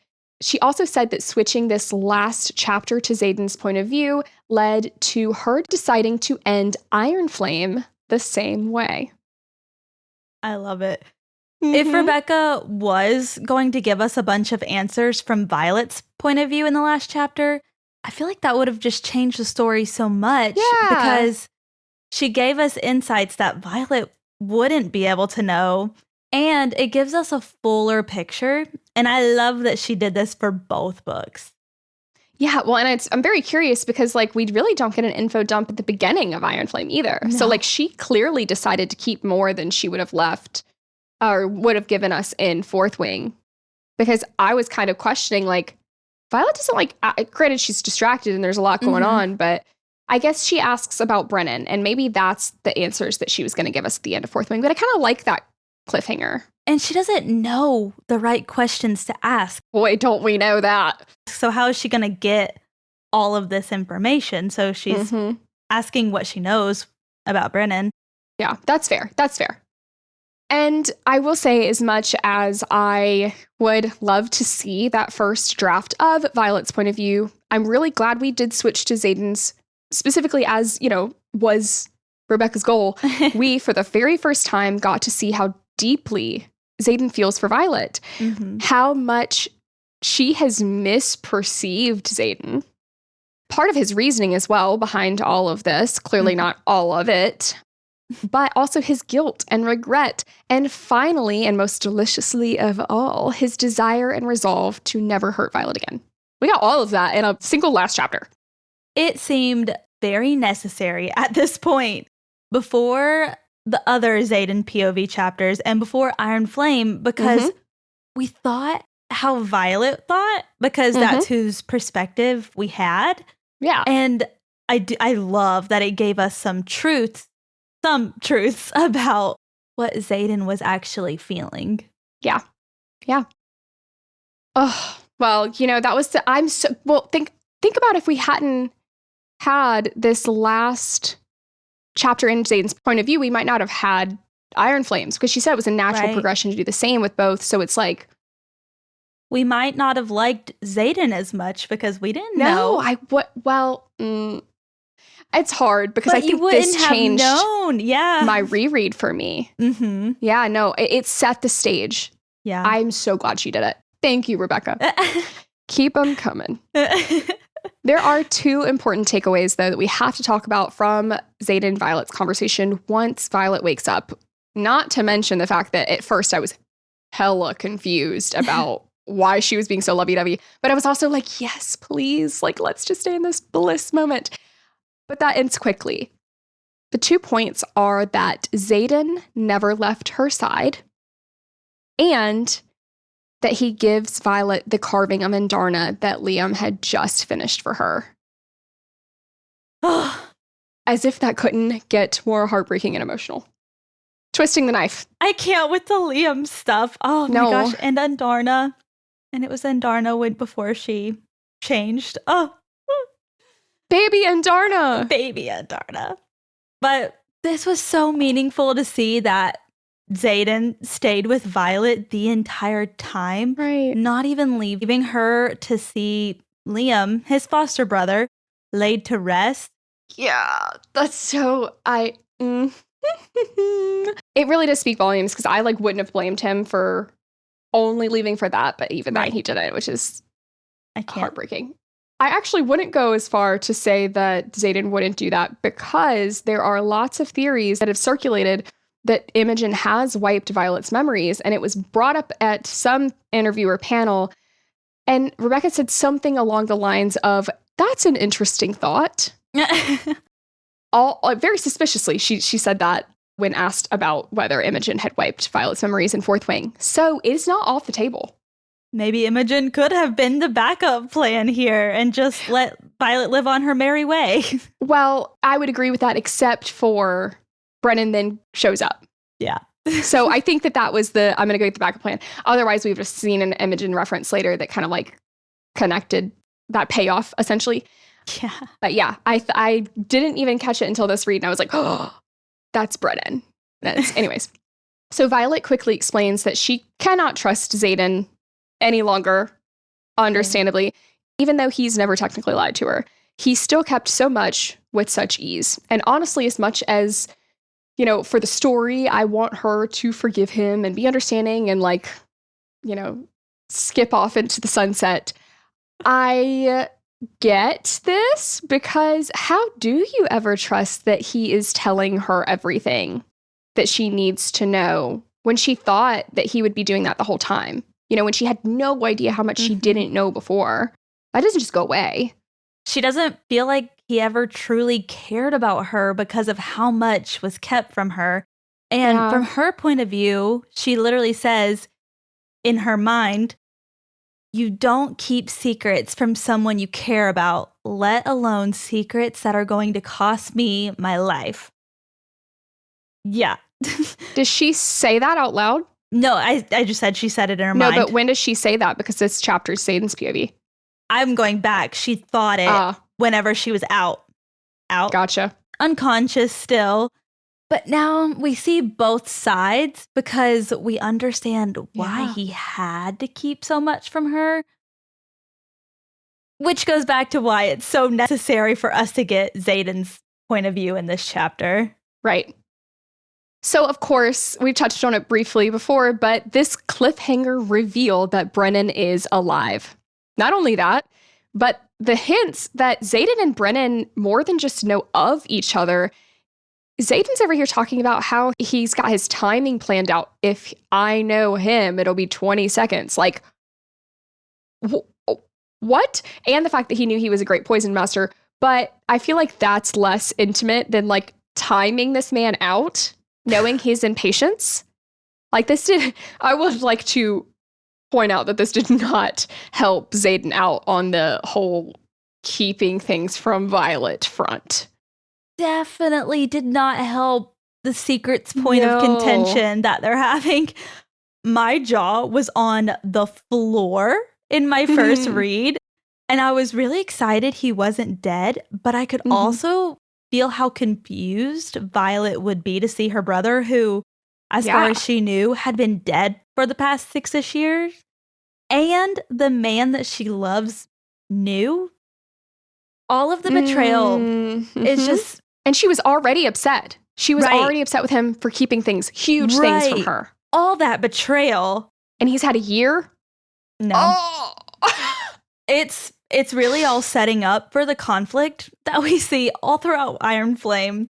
And we realize what a big part Brennan is going to play in the revolution. Yeah. I've mentioned it before that I somewhat saw him being alive coming. Like I just felt like it would work. It would fit really well. I did not think that it would be the cliffhanger, though. So I audibly gasped as well. I also didn't expect at all that he was on the side of, much less a key leader of the revolution.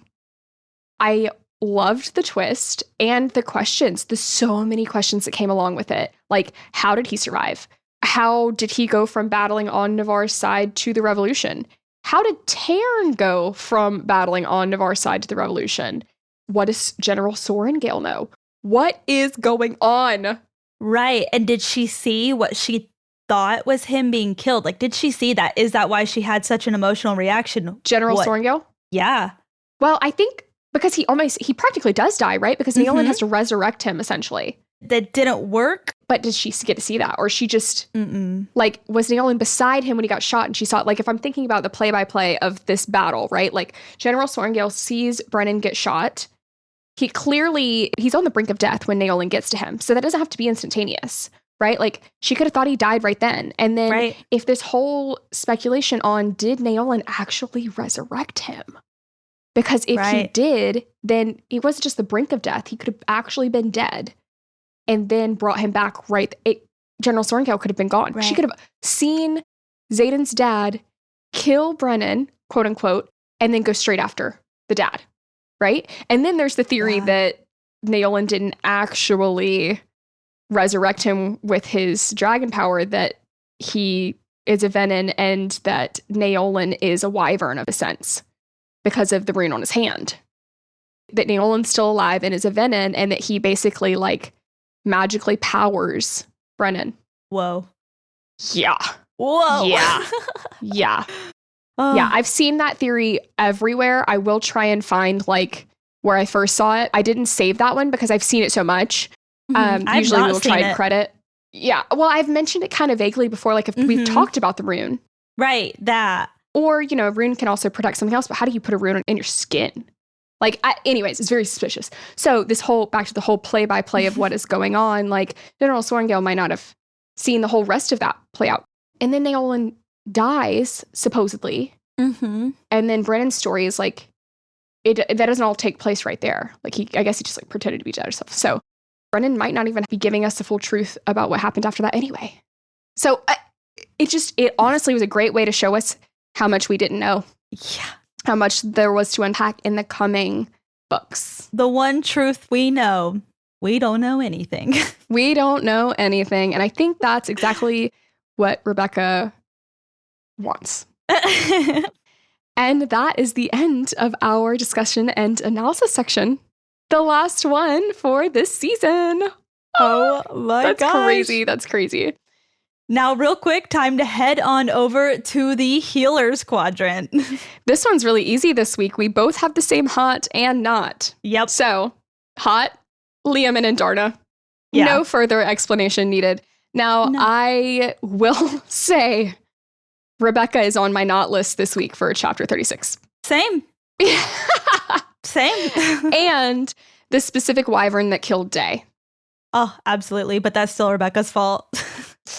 It's still Rebecca's fault. Anyways, moving very quickly past that.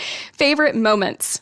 Got a couple for you. 1, Sigale affectionately gliding her wing under Taryn while glaring at Violet after Violet almost let a wyvern take a bite out of Taryn. Love that. Love it, love it, love it. Next, Taryn almost eating Garrick alive for stating that taking Violet to Orisha to save her life would put everything at risk, even though Violet just saved all of their lives. Oh, Taryn. I love how territorial he is, like defensive he is over his rider. It's incredible. And Violet deserves it. Finally, Xaden's confession that he had fallen for Violet. Absolutely. Yours? I think my favorite moment was the Brennan reveal because it was so shocking, and I love a plot twist where nobody dies. Fair. Or turns Brennan. Right. Okay, favorite quotes. I have so many this week. 4 chapters worth. I think that's not that bad. Right. But I'll rattle them off. First, Violet's. Find a good hiding place, Andarna. I can't stand the thought of you being hurt. And then Andarna responding, go for the throat. Oh, I love so her. good. Of course, it's been my honor. That's on mine too. Oh my God. Xaden's, there is no me without you, as he kisses Violet's forehead. Oh. Taryn's, I will bet my life on you as I have from the first day. Which is so powerful a statement because he did quite literally bet his life on her, bonding her knowing that if she died, he would too. Oh. Xaden, you can't make me fall for you and then die. None of this is worth it without you. Okay. Oh, okay. And then finally, it's another one, Xaden one. I would rather lose this whole war than live without you. And if that means I have to prove myself over and over, then I'll do it. Oof. Like I said, mine was also Liam's. It's been my honor. And then the Taryn one you mentioned where he's just is betting on Violet. I just love that. Also, Brennan's welcome to the revolution, Violet. Yes, that's such a good one. Wait, Chills. what a fantastic end of the book. Like that last line. Yeah, there was a lot of, even though it was a rough set of chapters, there was a lot of good quotes. Good moments, good quotes. Yeah. Oh, well, especially Xaden's, like, they're so lovey. I love them. Now, let's stop by the Scribe Quadrant for a quick epigraph analysis. First, starting with chapter 36. For there in the land beyond the shadows were monsters that dwelled in the night and dined on the souls of children who wandered too close to the woods. The wyvern's cry, the fables of the Baron. This is an interesting epigraph because it does not seem to directly correlate with anything in this chapter except that what Violet does know about the venom and wyvern has come from the fables and folklore literature that she has. Clearly, this is the one that she has read. Right. They were always seen as monsters, but turned from something that was true, like that was a true threat, to the equivalent of like the boogeyman that is meant to scare children. Right. Well, I think it's also a play on how stories get passed down in folklore, right? Like that's what it's supposed to be. And there are morals to them, but also it's called the Wyvern's Cry. So I'm wondering if wyvern actually do eat children at the border. You know, like there's like clearly some levels of truth to and to fables. All right, you know, they're eating Sawyer's leg. So it's like, I know it's a battle, but like it wouldn't put it past them to actually be eating children. I don't like that. Chapter 37. But it was the third brother who commanded the sky to surrender its greatest power, who finally vanquished his jealous sibling at a great and terrible price. The origin, the fables of the Baron. Yes. So there is a lot of speculation on this epigraph. It is mostly thought of as what happened back at unification and was the way that the Venin were first defeated, hence the story's name is The Origin. Some speculate that this could be a prophecy of sorts or a situation of history repeating itself, thinking that the third brother is foreshadowing Violet, who is referred to consistently as commanding the sky, right? And possibly her killing a sibling who has turned Venin. But that doesn't necessarily hold up all the way, as one of the siblings is a griffin rider in this fable of, I guess it is a fable. So I suspect this does have a bigger meaning and role in the book, of course, and will come up, if not in Onyx Storm, then definitely in future books, one way or the other. Wow. Do you have one way you lean? Oh, I don't want to believe it, but I feel like it might be a sibling thing. And I do not think Mira's the sibling that would be Venin. I will just say that. Well, I wonder if, this is like a wild theory, but I wonder if technically you can be bonded to a griffin and a dragon. So what if Mira, who is known to slay griffins, goes and bonds a griffin as well, and then Brennan is the one who turns Venin, or is already Venin, right? Or is a freaking wyvern of a Venin, and then, I had the thought whenever I was saying Mira, I don't think that she would be the one that gets killed. I could see Mira also bonding a griffin, especially that would be so ironic, considering that she is like known to be. She hates them, but also she is known as. If you think about the Star of Navarre that she got, that honor, she got it in a battle against griffins. Like, she is known for murdering a lot of Serena's friends, which is its own enemies to lovers that I really hope for. That's what I was going to say, that theory as well. Well, especially if they team up. It would be really interesting if a dragon would even agree to let their, like, how would that story come about if Mira was to go bond a griffin as well? Like, why would that be the case? That's true. But if you're bonded to a griffin and a dragon, and your dragon dies, do you die? Do you still live? Oh, that's intriguing. That's messy. I like it.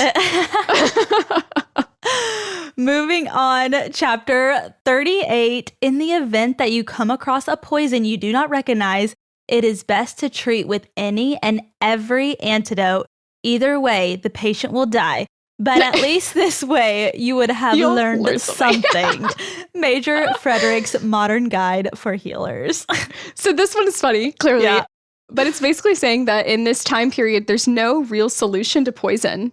You just die. Just die. Yeah, which scared me on my first read, because you read this before you know that Violet survives, right? Yeah. And it lessens your confidence in thinking that she will. Even though I'm like, there's a book too. Do we switch character? Like, whatever. But Brennan isn't a healer. He is a mender. So that is how Violet did survive. And lastly, chapter 39. You are all cowards. The last words of Fen Ryerson, redacted. Redacted. And I don't think it says any, like, we always put everything on here. It doesn't even say, like, where this information's from. That's so intriguing I'm questioning it to the point where I'm like, did we accidentally leave it out? But I don't think so. It's really intriguing. This is Xaden's POV. Maybe that's the last thing he heard his dad say before he died. And so it's not actually written down. I don't know why. For whatever reason, I thought it was in the interrogation because that's the last epigraph we got of Fen. But you're right. This would have been at their execution. Oh, that's intriguing. Oh, that's also so sad because Xaden heard that. Yeah. Oh, what a way to instill such strong morals, though. I stand by this man not being morally gray. Anyways, the fact that it's redacted speaks volumes, right? Like Navarre is hiding that. Right. So nobody questions what it is that he's calling them cowards for, right? But what a powerful last epigraph. All those lies and outlandish conspiracies that Fen was supposedly spewing, and they redacted him, calling them cowards. That might be my favorite epigraph. Short and sweet and to the point. And finally, time to join our riot as we take flight into our foreshadowing, overarching questions and theories section, including moments that stood out during this reread and spiral into theories. First, Violet sensed something was wrong when they first landed at the lake.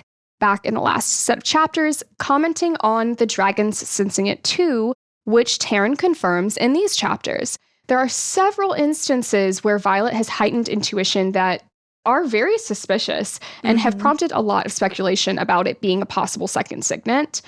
But because it's happening here in Fourth Wing as well, and not just in Iron Flame, that means it cannot be related to her second signet, as she wouldn't get that until after Indarna's dreamless sleep in Iron Flame. However, that doesn't mean that it isn't significant. It could be related to her first signet. We have talked in depth about her signet being raw power, raw energy.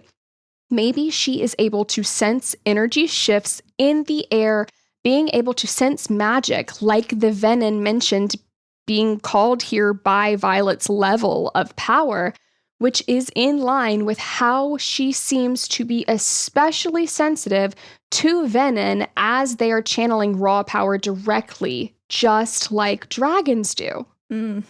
Which actually made me think of the Onyx Storm back jacket excerpt and how Xaden was telling Violet she needed to learn to find him. I'm wondering if she can use her energy signet to sense where someone is, maybe like through energy waves in the air, or specifically Venin by being able to sense their power. That would make that part of the excerpt make so much more sense.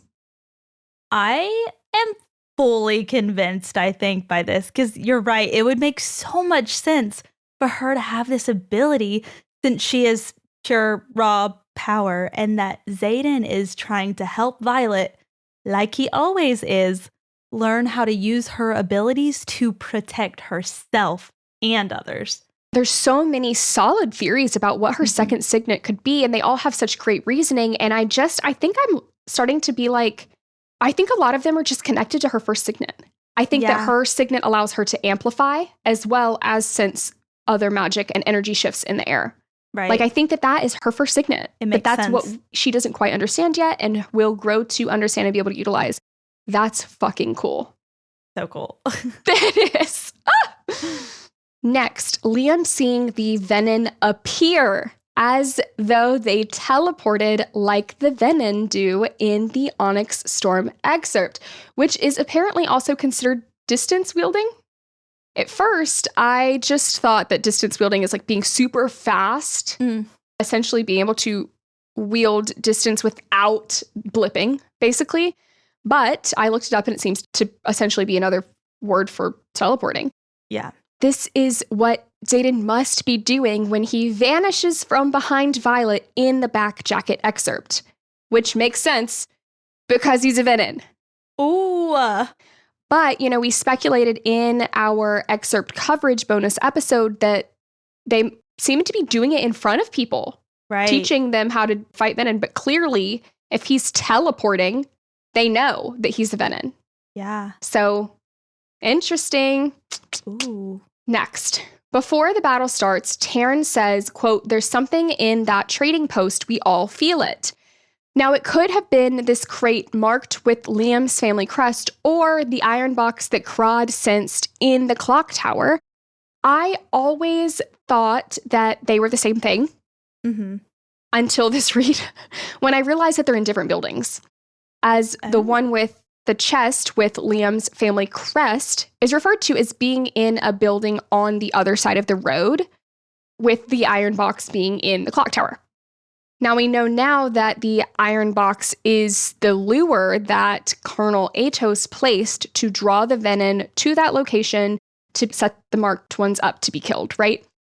This whole lure reminder, which was pointed out by one of our listeners, Karen Soto, thank you, darling, makes me question if Colonel Atos would have had enough time to place the lure if Dane had stolen Violet's memory on Paige at the reunification celebration.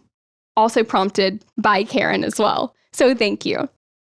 I still stand by thinking that was the case because I can't picture it being off Paige when he stole her memory.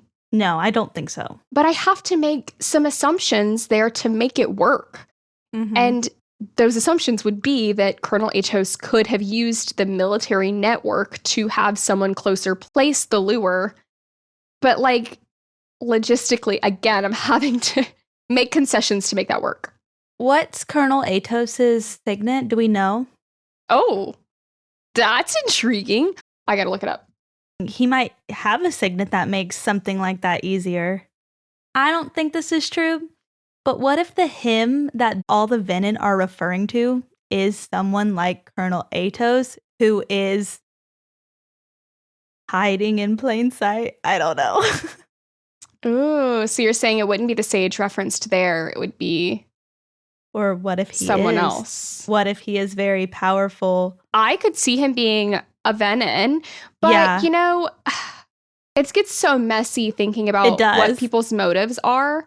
Because if we go based off him having kind of similar motives to General Sorengale, but then again, I do question if she's a Venom. I don't know, but maybe he's a Venom and he could teleport.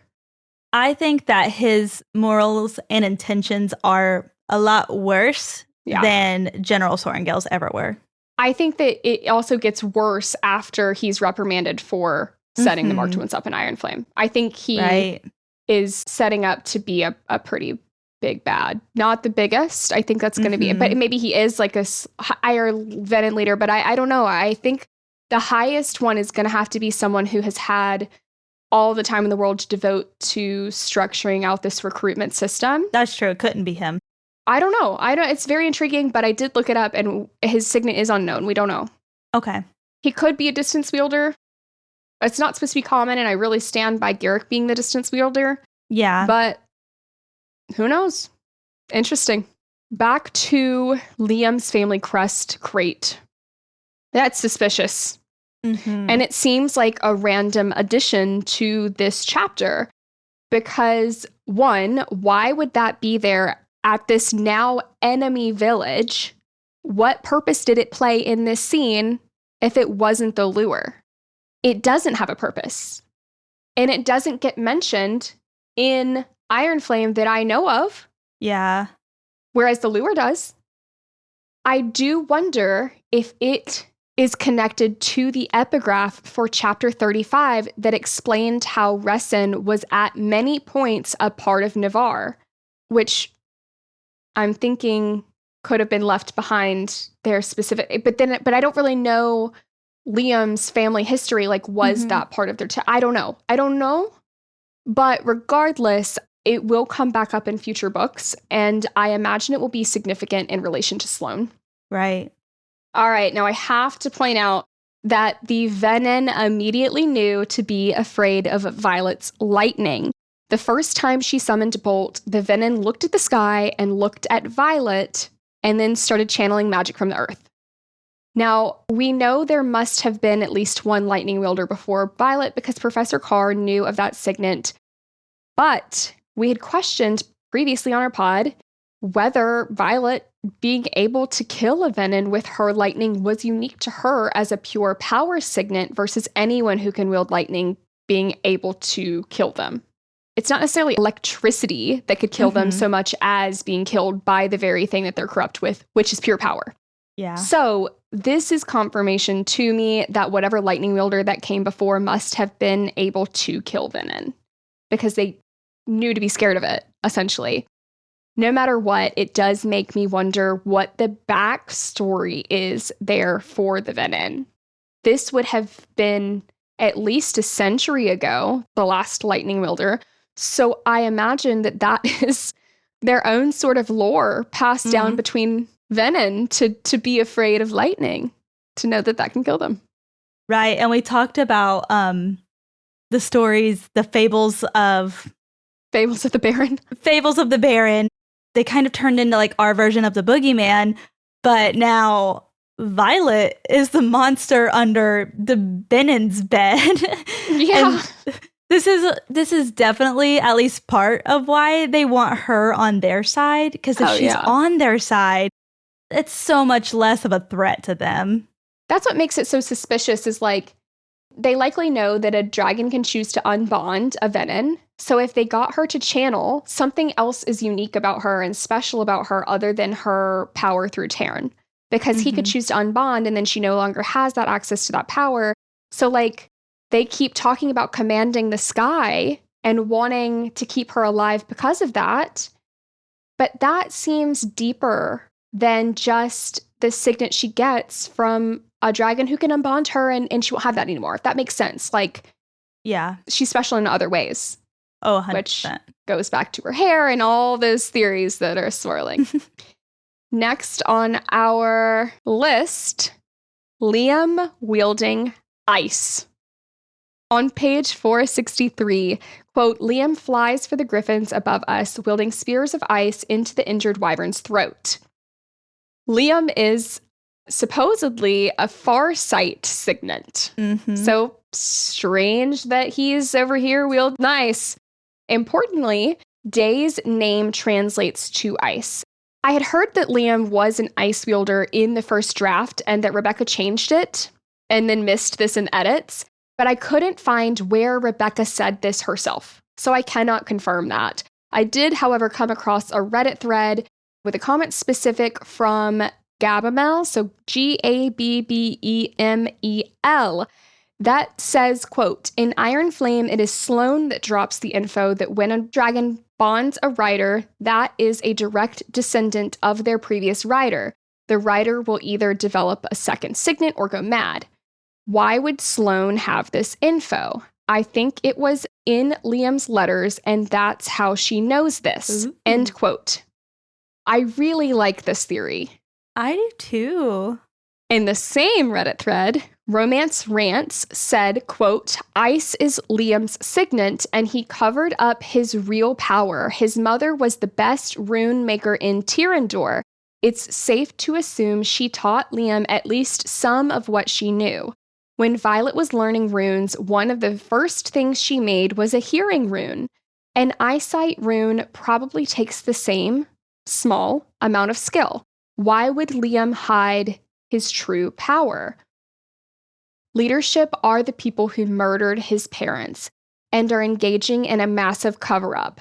If there is ever another war, the best tactical advantage Liam can give himself is the element of surprise and not let his enemy know he has an offensive signet or how powerful it is. End quote. Wow. I know, I love how creative these theories get. And I will say I like both of these theories more than a writing error, right? And Rebecca honestly could easily use one of these to cover up the error if she wanted to. And we will find out. We just got to keep reading. Next, now this one is a callback. We totally should have known Jack was not dead because Violet's logic in this set of chapters was, quote, no one could survive the avalanche of rock. But in this set of chapters, Violet also thinks there's no way anything survived that blast. And out comes the wyvern and the venom that did, in fact, survive the blast.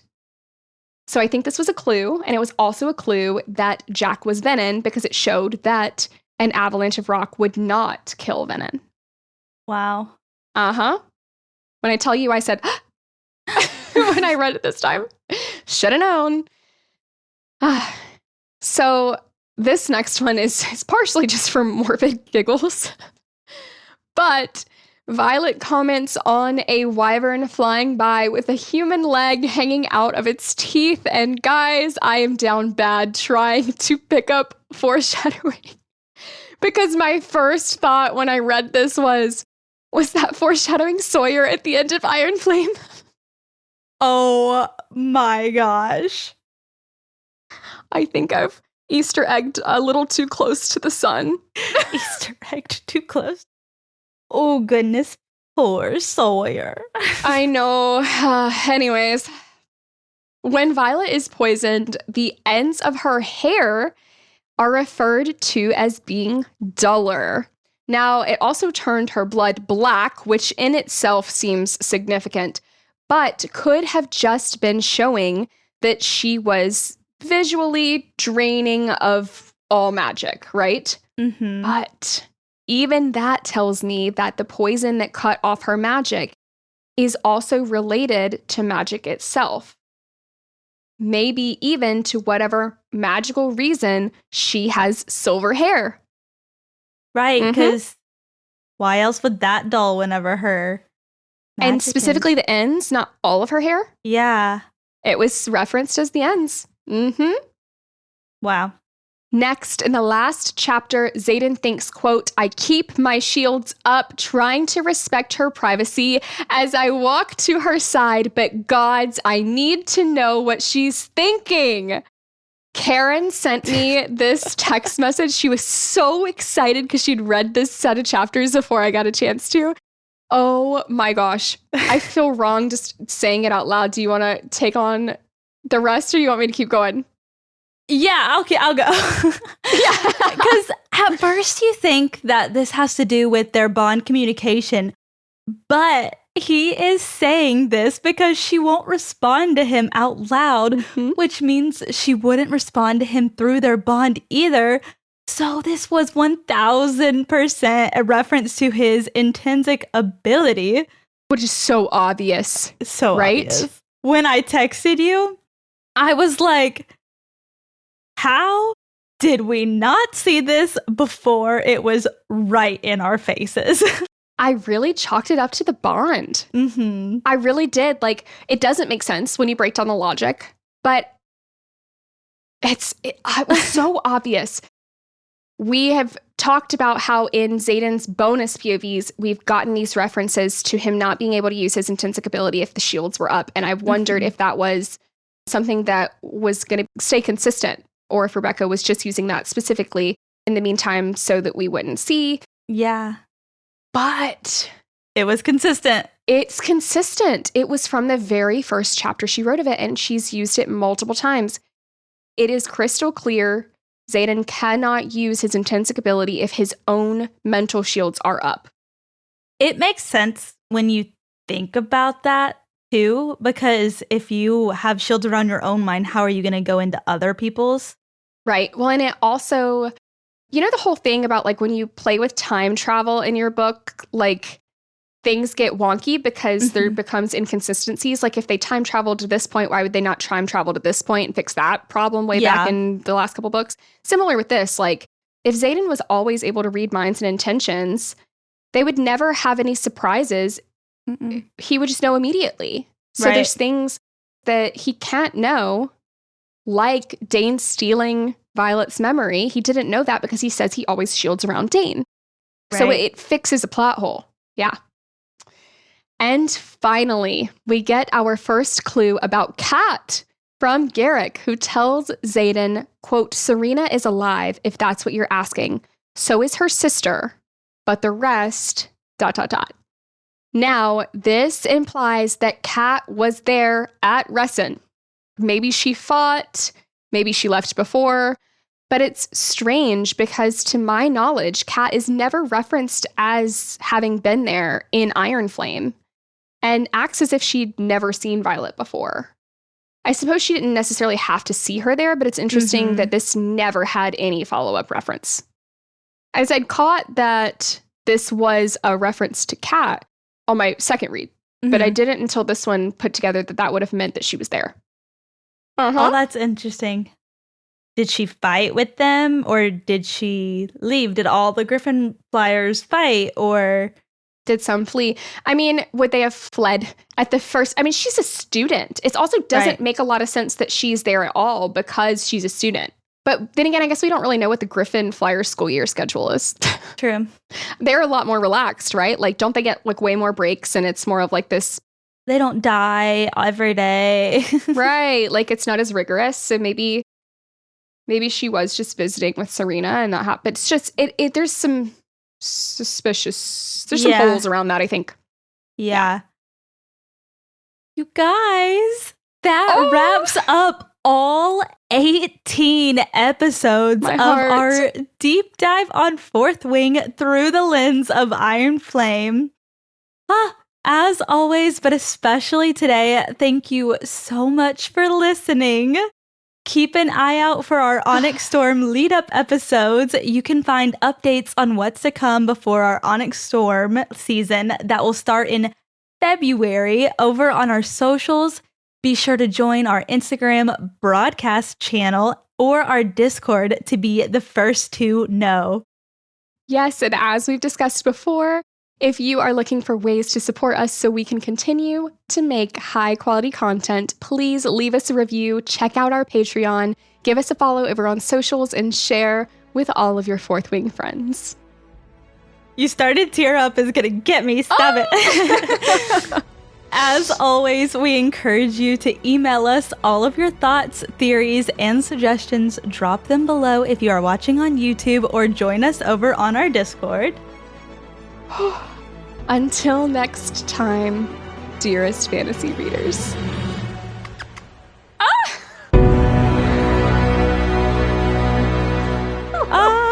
We just wrapped our first season. That's crazy.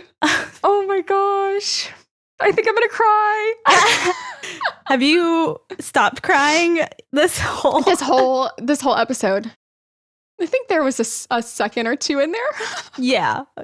It was more like a start and stop thing. Yeah. Yep. Wow. I'm so excited to jump into Onyx Storm stuff though. I'm ready to go. Oh my gosh.